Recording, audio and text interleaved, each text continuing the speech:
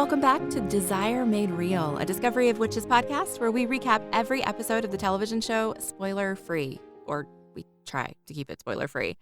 I am one of your hosts, Mandy Kay, and when I'm not talking about Matthew and Diana, I am freezing my butt off in an ice storm in North Carolina today. And I'm Caitlin, and when I'm not talking about A Discovery of Witches, currently I am reading the Zodiac Academy series by Caroline Peckham and Suzanne Valenti, and they are genuinely bad, and I don't recommend them, but I've read 5 books in 2 days, so. Why would you keep reading if you don't like them? That's a good question. It's a very good question, yeah. Yeah. Okay. I mean, life is too short to read bad books. I don't just put them down and move on. I mean, I am mostly skimming. That's how I've read so much, because I care about 2 of the 7 characters. I care about 2 of them. So anything that's not about them, I just sort of skip over. All right. But I did read a review from somebody else who was like, I can't tell if the writing's gotten better or if it's just Stockholm Syndrome at this point. And I was like, yes. Oh, no. Yes, that's exactly what it is. Oh. Okay. Do not recommend. Got Do it. not recommend. Anyway, and to your point about we attempt at spoiler free, I mean, it's season 3. Do we even care anymore? We do, because not everybody's seen, read the book. And so there are people who haven't watched the whole season yet. So there's stuff that happens at the end of the season that they don't know about yet. So we're still trying to be spoiler free. We're not very good at it. I think we just demonstrated the 2 points of views. Me, do we even care anymore? I don't know. And Mandy saying, yes, we care. I don't know. So each week we'll recap the episode, spoiler free. We'll also include a segment at the end to discuss the books, how well the adaptation works, and we will likely dive into some spoilers there. But don't worry, we'll give you plenty of warning before we get there.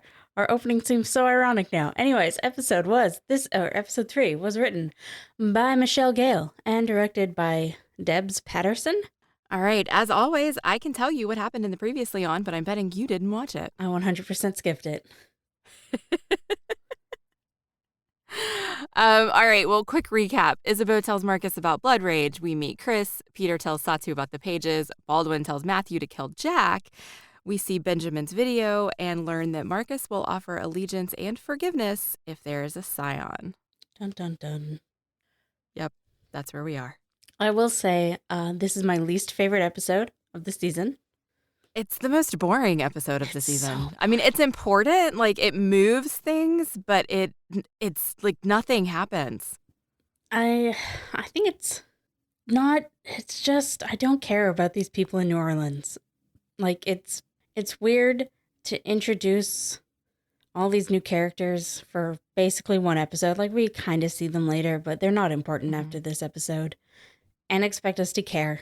Right.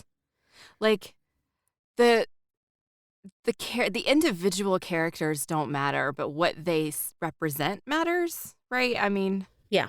We need their blood and we need their numbers behind Matthew, but we don't actually care about the individual vampires, and it makes this episode kind of tough.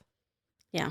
Because most of this episode is Matthew and Marcus trying to convince them to rejoin the family, essentially. Yeah. And they have a really good reason for not wanting to. Well, do they? Because this is another thing. I kind of touched on this last time about how the show is working really hard to make Matthew out to be more of a bastard than he is. But these vampires that he killed, they all had blood rage. They were murdering people. It wasn't just, let's go kill some vampires just in case they have blood rage. No, they had it. They were killing people. There's, when he's saying their names later, there's literally a line after somebody's name where he says, she gave her time to the orphan asylums in the city. Fuck off. What? That is just, let's make these to be the best people that ever, they had blood. They were killing people. Like, I get that he could have handled it better, especially since he himself is a blood rage vampire who has gotten it under control. And Chris has that really great line about the cognitive dissonance. But like, Mm-hmm. what is happening here? Why is it suddenly like Matthew killed a bunch of the best people in the whole wide world? It's not that he killed the best people in the whole wide world, but She I spent think her this time at the orphan asylums? Come on, Mandy. Like, Okay. what? Okay, there's that one. I'll give you that one.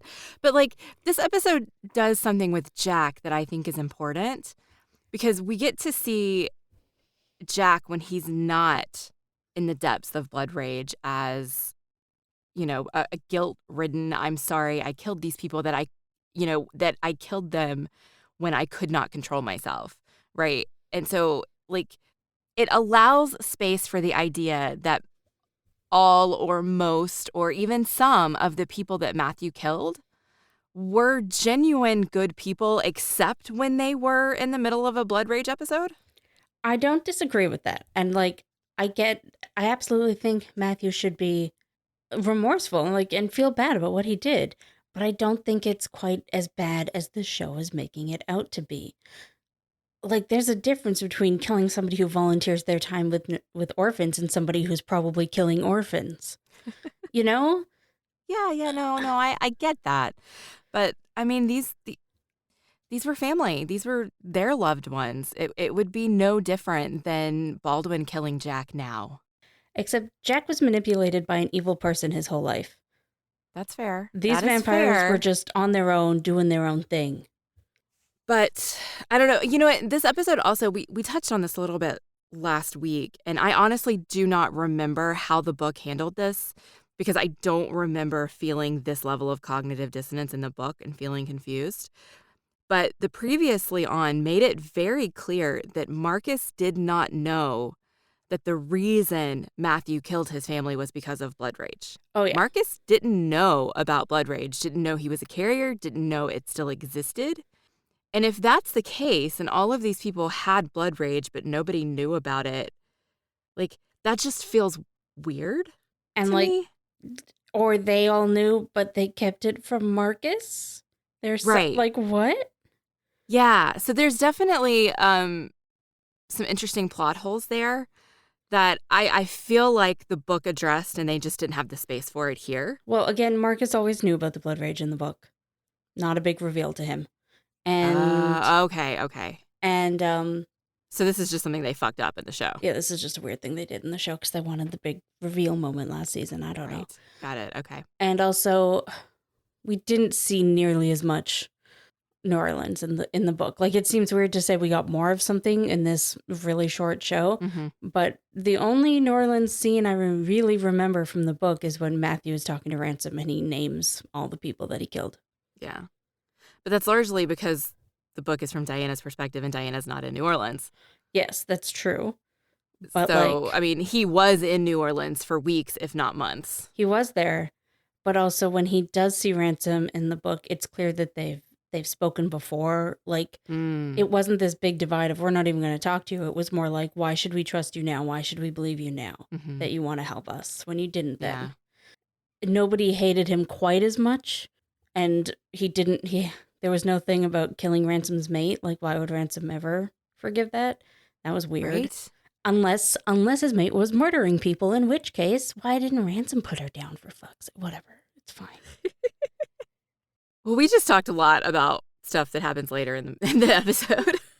About the bits of the episode I don't like. Yeah. I mean, this episode is a lot of quick cuts back and forth, but a lot of time is spent in New Orleans. That is my first note. We are spending so much time in quote-unquote New Orleans. Yep. So we are still in Wales. Yeah, it definitely doesn't look like New Orleans. They did their best. They did, but they distracted me. Yeah. Because they tried so hard, particularly with the sound effects, to make you believe that you're in like the swamp bayou of Louisiana. Yeah. That it was distracting. Yeah. I'm like, why are there always these like rattle sounds whenever you're in a cemetery in New Orleans? Like, why do they do that? I've never been to New Orleans, so. Well, I can assure you that when you're in New Orleans, there's not just these random rattle sounds all the time. I don't even know what time of year it's supposed to be. That's fair, actually. I don't either. I mean, I know what time of year it is in the books because I know when the twins are born, Right. but the show doesn't really go into that. So I don't know, whatever. Anyways, after we meet Geraldine, who, I mean, the actress is great. She looks great. I don't care, though. Right. I mean, she is great. I love her inflections when she talks and all of that stuff, but we really only see her in this one episode. Yeah. But after that, Jack has had a blood rage moment and he's knocked over some chairs. So he is very dangerous. And in the middle of this blood rage episode, instead of going to where the people are to kill them, he takes himself to a cemetery where there are no other people and just runs it off. Well, where the people are already dead. Where the people are already dead. I like that. Yeah. I like that a lot. I do wonder if that video from Benjamin upset him so much. How in the world did he take the flight from England to New Orleans? That's like 5 hours at least on a plane. Mm-hmm.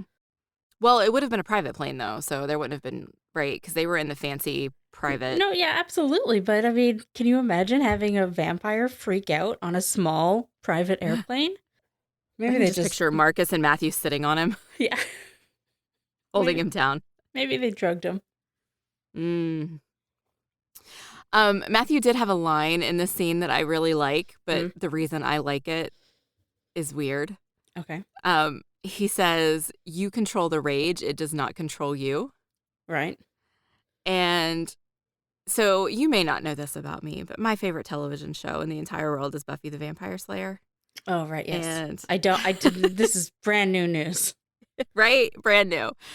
And one of my favorite episodes is the season 4 finale, Restless. And there is a random throwaway character called the Cheese Man in this episode. Yes, of course. And I randomly quote the Cheese Man because he says, "I wear the cheese does not wear me." Yeah. And that's all I hear when I hear "you control the rage, it does not control you." See, in my group of friends, we quote, "I've made a little space for the cheese slices." I like it. So, yeah, I'm sure that this is a very poignant, great line from Matthew to Jack, but all I hear is the cheese man. Cheese, it does not wear me. So that's fair. So this episode is just plummeting. Yeah, absolutely. Then we do get that really short, quick scene between Chris and Miriam. That is really good, where he does mention about how Matthew, a vampire with blood rage, was sent to kill a bunch of blood rage vampires. Then he's just like, the cognitive dissonance is deafening. Yeah, Chris is great. Absolutely is. Chris is great. I like getting to see Chris and Miriam together. Yeah. I like that we're getting more Miriam at all since we really didn't see her at all last season. Yeah, that's true. Hamish is gone, though, again. Huh. With us too little, Hamish. That was not a good sentence. Whatever. And then I think we're back with the dream team. Diana and Phoebe? Yes. I love the Diana and Phoebe scenes. Me too. They are both just geeking out over old books. It's beautiful. Yeah. It's beautiful. Yeah. And every scene with them geeking out and Sarah just in the background, like rolling her eyes. Yeah. Laying on the couch with her hands over her eyes, like, oh my God, make it stop. The one where she's lying on the couch with her hands over her eyes, I'm pretty sure she's also got a large glass of alcohol. I'm like, yes. Sarah, you and me, Sarah, we are the same. Then we go back to New Orleans. Oh, no, I have so much to say about Phoebe and Diana. We have more to say. Okay, go for it. So they're researching they're trying to figure out where the page is, one of the missing pages, and they come up with the Soiga manuscript. Now, in the book, the sort of equivalentness of this was the Voynich manuscript, but that is in the place that Diana went to college. Oxford? No. Sorry, her undergrad and maybe her Yale. Yale. Thank you. Because in the book Diana was in America for a while. But That's right. So they changed it to the Soiga manuscript because that one is actually in the British Museum or Library. Museum. Nice. So great detail. So I was looking this up, and I would like to read a line from the Book of Soiga Wikipedia page. So okay. Blah, blah, blah. One copy of which was owned by Elizabethan scholar John Dee. After Dee's death, the book was thought lost until 1994, when two manuscripts were located in the British Library under the title blah, blah, blah by Dee scholar Deborah Harkness. Nice. Yeah. So that's just a nice little moment where they were like, well, we got to choose something that we have here, and why not do this? And I like and it. Deborah into it. Yeah. Yeah, that's fantastic. That was it. Now we can move on. Sorry. Okay. No, that's fantastic. So Diana and Phoebe are continuing their quest, and we get back to New Orleans, and we have what may be the most unbelievable scene in the entire show that has vampires, witches, and demons in it. And that is that we have vampires playing poker, and these poker-playing vampires are drinking Bud Light. I don't know a single person who drinks Bud Light. Do you? I do, but I also come from a family of rednecks in North Carolina, so Oh, okay. you know, Gotcha. it's a whole thing. But like vampires really are drinking Bud Light. Maybe they Why? were having a redneck night.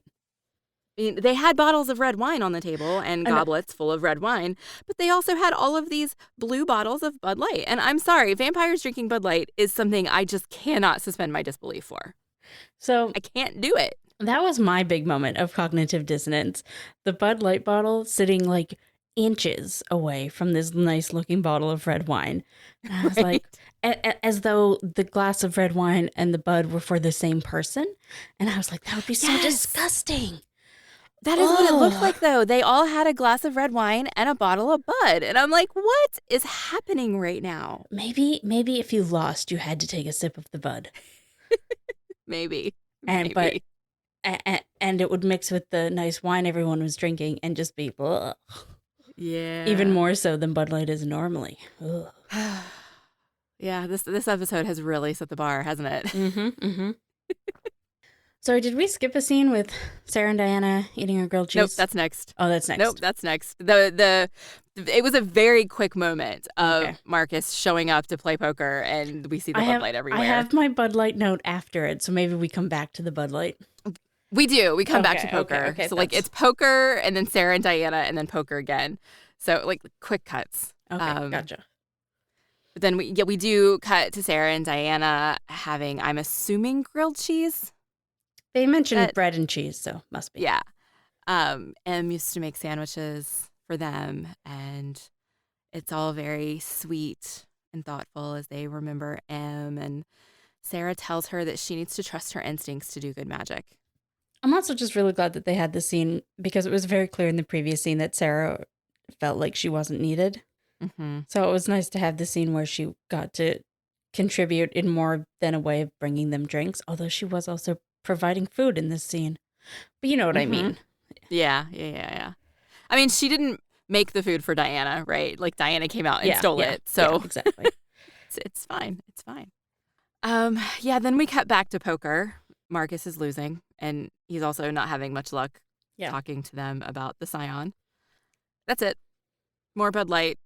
And then we cut back to the British Library. I mean, I did have a note here. Like, we've talked about this ad nauseum at this point, but all these conversations that they're having just really drives home that it does not make sense that Marcus didn't know about the blood rage. Right? Because it does sound like everybody else knew. Yeah, exactly. And it doesn't make sense. So, but then we get to go to Diana doing magic in the British Library. Oh, my next note is Hubbard. I guess I just skipped over the British Library. She casts a spell, and like she gets the book that they think the page is hidden from, and she takes it to the middle of the room where there's all these people everywhere. And I'm like, what is she doing? And then she casts this like masking spell that creates a magic bubble around her. Mm-hmm. So everybody can see what she wants them to see. Yeah. And then she does magic, and the book leads her to Hubbard. Which I like this way more actually than what happened in the book. Because in the book, it was like a weird thing where she kind of did a similar, but she had to think about it a lot and blah, blah, blah, blah, blah. And then she just kind of quickly touched the book. In this one, she was just like, I control what you see and I will do whatever I want to this book. Which I like her using her magic like that more. if that makes any sense. Yeah. So at this point, she's definitely confident in her magic and her Yes, abilities. exactly. Like there's no hesitation on her part at this point, and I do love that. Unfortunately, Peter Knox does get to Hubbard first. Just an interesting scene. Hubbard has the audacity to offer Peter Knox sanctuary since he's been expelled from the covenant, the congregation. But okay, which is beautiful. Just before we see Knox, though, or just already sort of as we first see Knox, Hubbard is doing his like shady shit with a witch becoming a part of his flock, except that we saw last season in, an England basement from the 1590s, which, as we've said, vampires, England basements, yes. But now he's in like a high up office building and there's sunlight and it just looks so weird. It does. Him still doing his shady shit in modern day settings. It's just weird. But it was a nice detail to include. Yes, it was. Because that's what Hubbard is known for, and he's still doing it now, so it's great. Yeah. Peter Knox is intensely offended by Hubbard's offer of sanctuary. I'm intensely offended by Knox's stupid bow tie. Well, I mean, I'm offended by Knox's stupid face. Yeah, so. That too. Luckily for all of us, Hubbard is faster than Knox and gets to him before he can pull out his little magic ball and makes him leave. Just before that, Knox has that great line, or not Knox, Hubbard has a great line where Knox says, "I know how you value your invisibility," and then Hubbard just says, "Are you enjoying yours?" Yeah. So good. Yeah. It's clear Hubbard has no love lost for Peter Knox. It's great. Yeah. Well, he's protecting his flock. And I like that we get to see him actually doing it, not just talking about it. Yeah. And then back at the house, Sarah has decided that she wants to go home. And this might be telling Diana the stupidest scene. Like, stupider than the wine in the, well, I don't know about that. But Sarah would never. She's about to be a fucking grandma. She would never leave Diana. I don't care how upset she is. She would never leave her to give birth alone.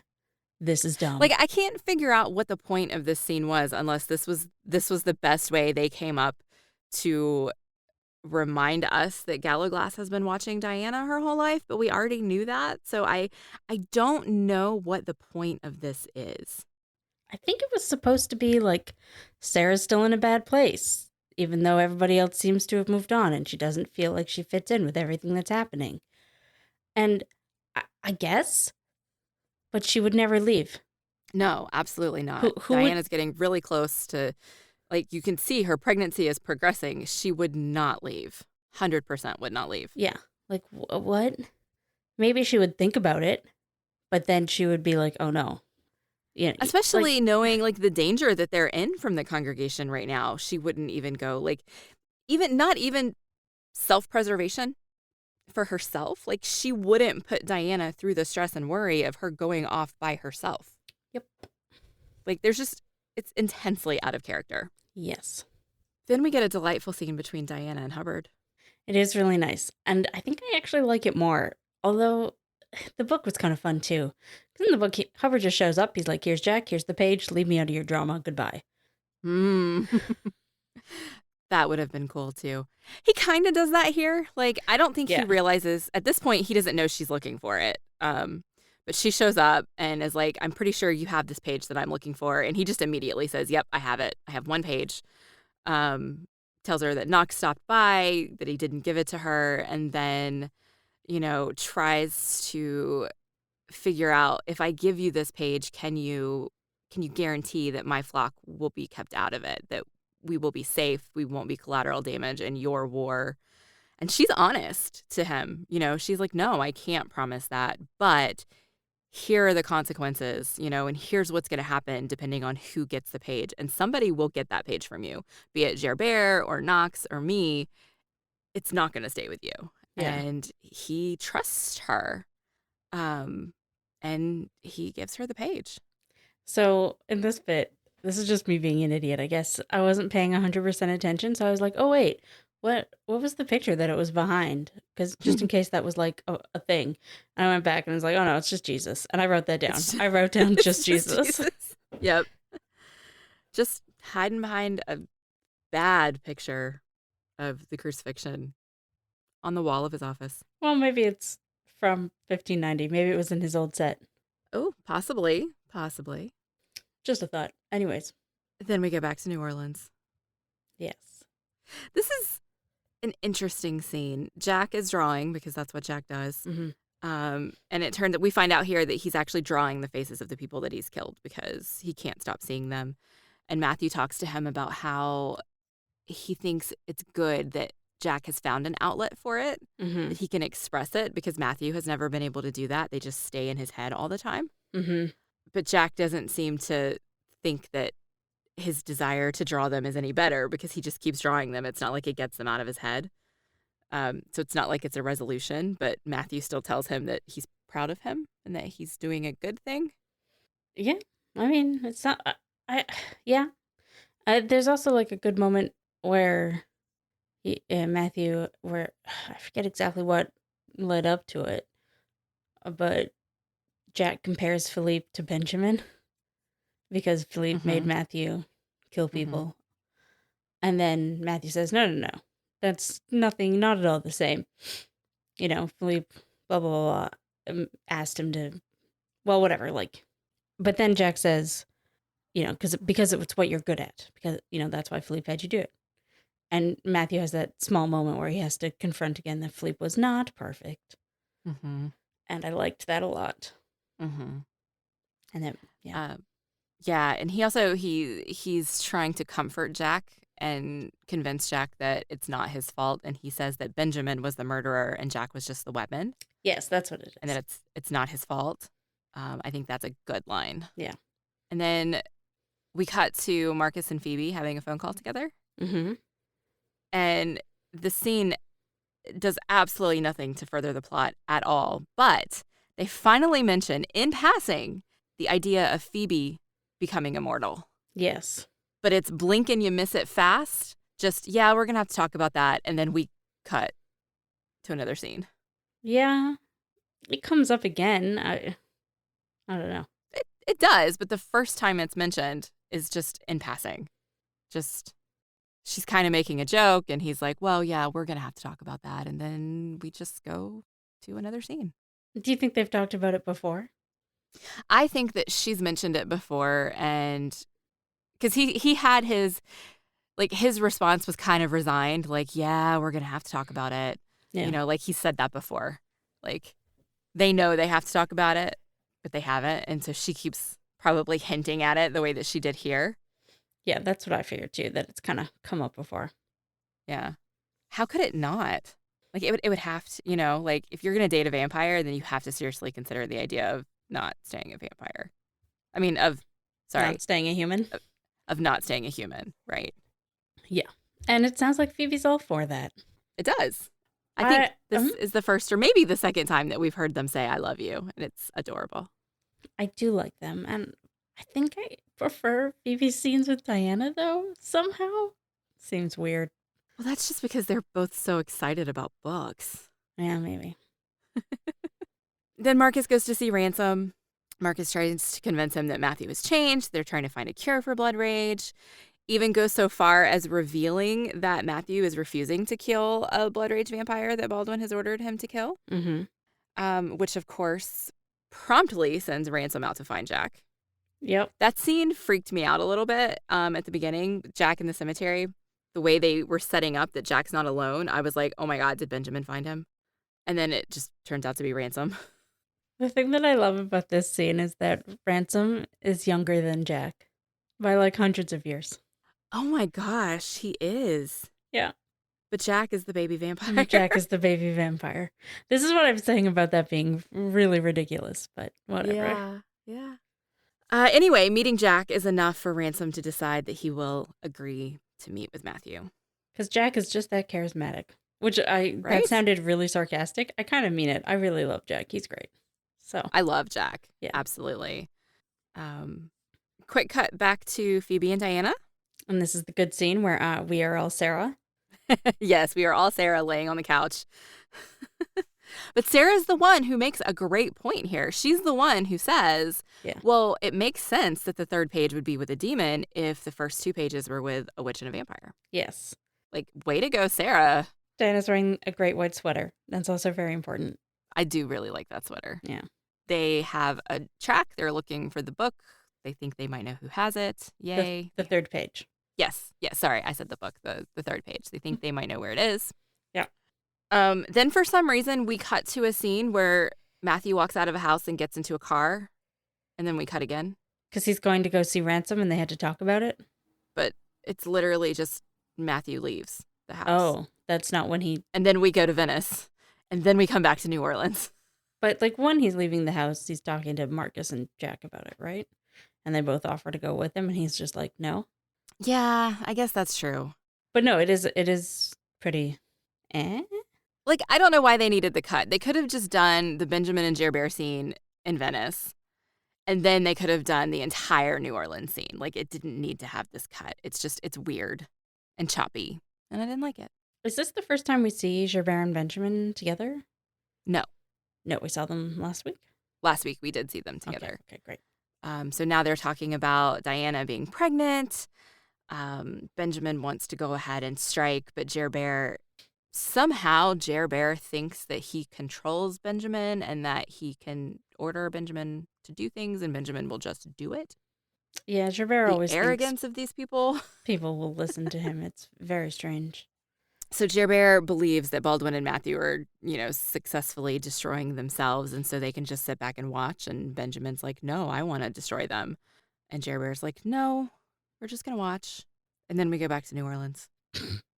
I will say Ransom always seems to be sitting alone upstairs in the dark, because apparently he's just another broody vampire. I mean, aren't they all just broody vampires? I mean, not sitting alone in the dark type of broody. Fair. But like every single time, everyone else is downstairs having a quote unquote good time, and then Ransom appears coming down the stairs like a princess. I don't know. Yeah, no, it's definitely that like leader trope where the leader has to stay apart from everybody, can't join in the fun, can't join in the socializing, has to just kind of oversee everything. And I hate that trope. Yeah. But this is actually... Honestly, this is probably the best scene in the episode. Oh, I don't like it. I mean, apart from the stuff that we've been talking about, it doesn't make sense. I think the scene is poignant, and it does go a long way to show how Matthew has changed. And I think that's why I like it. Ransom just wants a shred of remorse from Matthew, to know that Matthew understands what he did. And so then Matthew just starts reciting the names of everyone that he killed, including what they looked like, where they were when he did it. That one of them gave her time to the orphan asylums in the city. Yes, one of them did. One of them did. But there were so many that it takes him all night to recite the names of all of these people that he killed. We do see true remorse for Matthew here. He does say that he can't change the past, but he is truly sorry for what he did. And this is enough to change Ransom's mind. He shakes his hand and agrees to join the Scion, and it's what we needed. I will say the actor who plays Ransom is very good, and I wish we got more of seeing him and Matthew together, because they're both very good actors and they're both kind of tall and and they both have like a good presence on screen, and I wish we had more of that. But generally speaking, I just don't like this scene. It's because of everything else that doesn't make sense. To me, this scene doesn't make sense. Not because the way that they constructed this particular scene doesn't make sense. Whoa, hit my mic. So I'm like gesturing intensely here. But because the whole setup for New Orleans makes zero sense whatsoever. So by the time we get to this, I'm just like, I don't buy it. Yeah. Yeah, I get that. I do. I think I just like it because we do finally see Matthew showing true remorse. Yeah. And we haven't actually seen that because he has just accepted, I did my duty. Like, I don't want to do this anymore moving forward, but the things that I did for a reason. And he has just always accepted that, and now he's moving on from it. And so to see him actually show remorse and even regret was nice. And it does lead us to... we have a quick cut scene where he calls Diana to tell her the good news, blah, blah, blah. But then we get Matthew and Marcus together. And Matthew finally actually apologizes to Marcus. Yes. right? And think back to the Matthew and Marcus that we met in the very first episode of season 1. That Matthew would never have apologized to Marcus. That's fair. And I think that's why I like these scenes, because it gets us to this point. Okay, that's a fair point. I do like that he apologizes to Marcus, and that they And Marcus have deserved it. yeah. So, I, sorry. I That don't- was me talking a whole lot. No, that's fine. I don't disagree with any of that. It's just that the whole setup not making sense destroys those moments for me. Yeah, no, I completely understand that. Especially the apologizing to Marcus, almost, because Marcus not knowing exactly what was going on with all this makes zero sense. Yeah. Anyways, sorry. And so then we end the episode in Venice. Benjamin tries to recruit Satu. So when we saw the scene with Benjamin and Gerbert, I thought he was just like at Gerbert's home in Venice, but no, he's on like the Congregation Island. Yep. What the fuck is he doing there? How did he get there? How does nobody know he's there? That makes no sense. The congregation wants Benjamin dead. Why is he there? I mean, Gerbert had him there, which makes sense. No, and it doesn't. Gerbert would never. Because then the congregation would know that he's working with him. Like, well, okay, Gerbert that's would fair. not Yeah, it risk makes sense that. that Gerbert would have him at his home, not at the Yes. congregation. But there's no other place for him to confront Satu. Except that's not actually true, as we see in the next episode and in like the next time on. Like, we see Benjamin and Satu together again, Yes. clearly at Gerbert's home. And also, like, as far as we know, they don't sleep on the Congregation Island. So, like, since she's spending so much time there, she probably has a place in town. In Right. town, I say. You know what I mean. On the And Venice I know what you mean, mainland. Yeah. So, I think they probably just maybe were saving money by reusing sets. sure, 100%. But it was just another thing in this nonsensical episode that was nonsensical. Yeah. Satu does refuse to be recruited by Benjamin because she believes that she's going to come against Diana herself, and it's going to be just her and Diana, power against power, and she Mhm. wants nothing to do with any of their other petty power struggles. Yeah. So she says. So she says. Yeah, that's pretty much it. Oh, the song that plays here. So there was a song earlier in the episode that I didn't catch enough the lyrics to look up. I didn't particularly care for it either. I mean, it was fine in the episode, but whatever. But the song that plays here at the end is called Waking Up, and it is by MJ Cole and Freya Ridings. Okay. And I just liked that it was very simple for me to find. Oh, good. I honestly didn't notice much of the music this episode. Overall, I mean, like we said, this was a very lackluster episode. Yeah. I think it is my least favorite of the entire season, It's definitely my least favorite. especially on the heels of episode 2, which was so good. Yep. Another thing about these vampires in New Orleans, which I can't remember if I've talked about this with you or with somebody else, but like they are technically de Clermonts. Baldwin could show up anytime and give them orders. Mm-hmm. Like, why would they not just, like, I get that they wanted to talk to Matthew and, you know, settle the history between them. But why would they not immediately be, yes, we don't want to be under Baldwin's thumb either? Like, I get that Baldwin mostly leaves them alone, but they are technically part of the family, the way that vampire families work. And I don't see why they wouldn't just be like, yes, we don't want to listen to Baldwin either. I mean, hatred will make you do stupid things, and they hate Matthew. I guess. So, is there anything else that we need to talk? I mean, we really kind of covered everything, and we've already done the book bits too. Yeah, I think I'm okay. I think the bit with Satu and Benjamin is very much against who Benjamin was in the book, Mm-hmm. but whatever. Maybe not yet, I guess. Maybe that's later. It's been so long since I've read the book, I don't entirely remember. Well, I don't want to talk about it. Spoilers. Okay. I will say there's some stuff coming up that I forgot happened in the book. I texted you when I was watching the episodes, and I was like, oh, fuck, I forgot that happened. So that'll be fun to talk about, but that's still a couple more episodes away. Yes. So, we would love to know what you think so far of season 3. And did you disagree with any of our, this episode makes no sense. So you can tweet us at Desire Made Real, or you can email us. We have an email. It is something. DesireMadeRealPod@gmail.com. Yes. And just email us your thoughts, or if there's anything you thought we messed up here or that we're being too harsh. I don't think we are. Anyways, I'm Caitlin, and you can follow me and find my other shows on Twitter at Inferior Caitlin. And I am Mandy Kay, and you can find this show and all of the other Eloquent Gushing shows at eloquentgushing.com. We are also on Twitter, Facebook, and Instagram at Eloquent Gushing, or you can give me a shout out over on Twitter at Mandy Kay. Join us next week as we talk about episode 4, when it looks like the babies are making an appearance. Until we meet again, remember that with every ending, there's a new beginning.